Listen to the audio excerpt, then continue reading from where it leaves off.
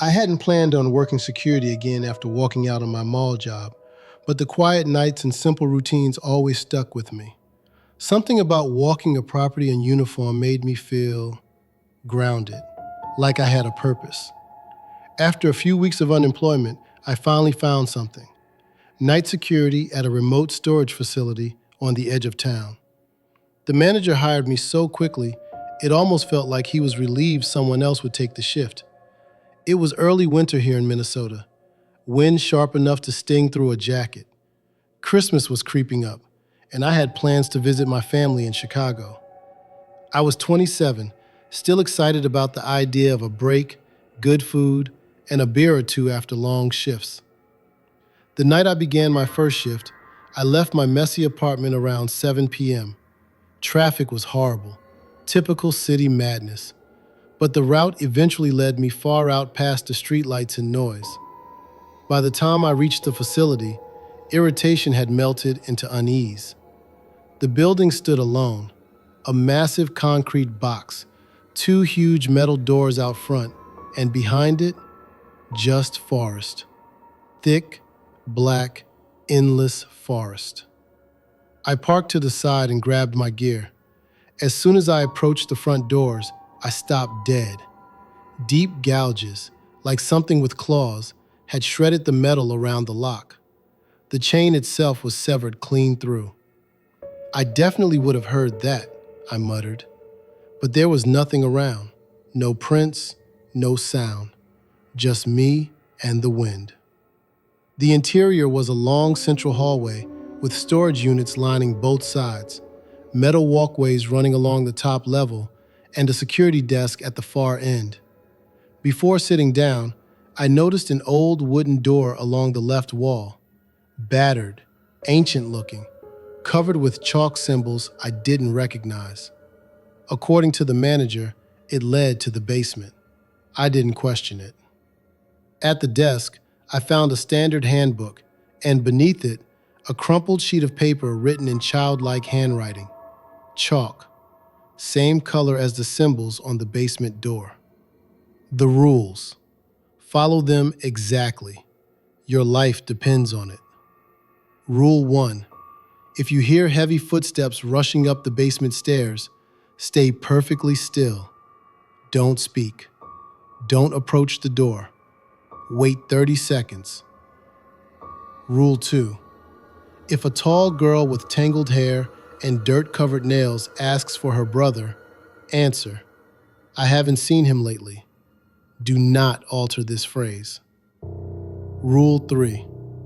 If scratching comes from the first unit near the entrance on the right, tap your baton 3 times on the door. Quietly. Nothing else. Rule 4. At midnight, you will hear a little girl crying in the woods. Ignore it completely. Rule 5.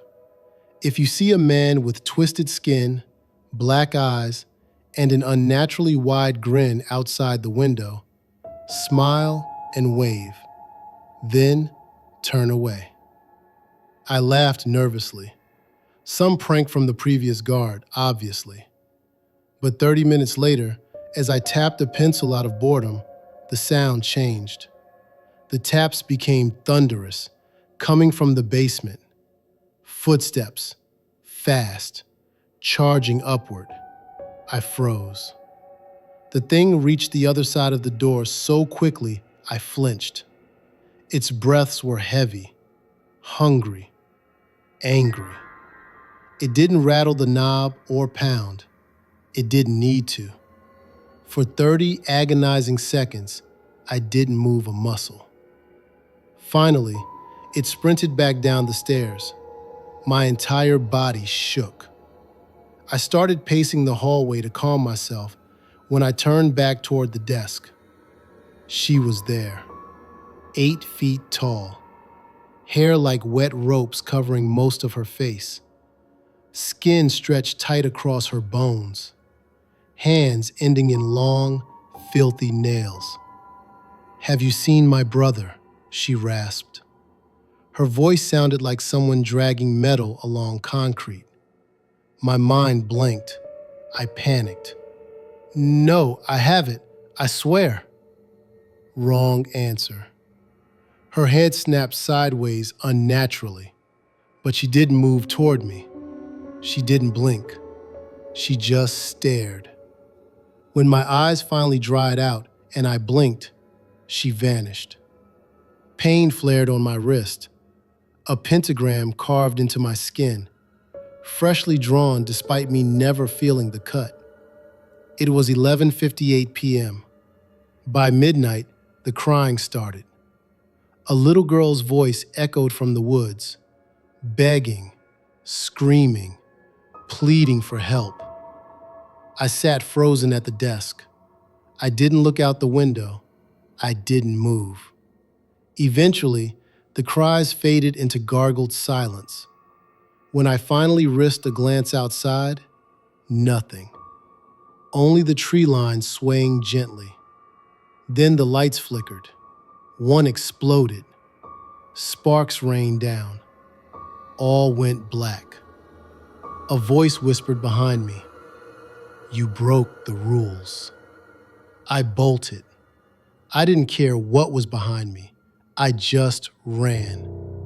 The massive front doors were easier to open than before, almost as if something wanted me to leave. I sprinted to my car, got in, and sped off, gravel spraying behind me. In the rearview mirror, standing at the tree line, was the creature from Rule 5. Skin warped, suit shredded, grin impossibly wide, black eyes burning holes through the glass. He lifted a hand and waved slowly as I fled. I didn't stop driving for miles. It's been weeks. I blocked the manager's number. The police found nothing suspicious, but I did find an online article. Security guard missing from Redwood storage after 2 days. No trace. Car still parked outside. The rules saved me. He must have broken one. So if you ever take a night job somewhere isolated, if the pay seems too good, if something feels off, trust your instincts, or you'll end up as someone else's rule.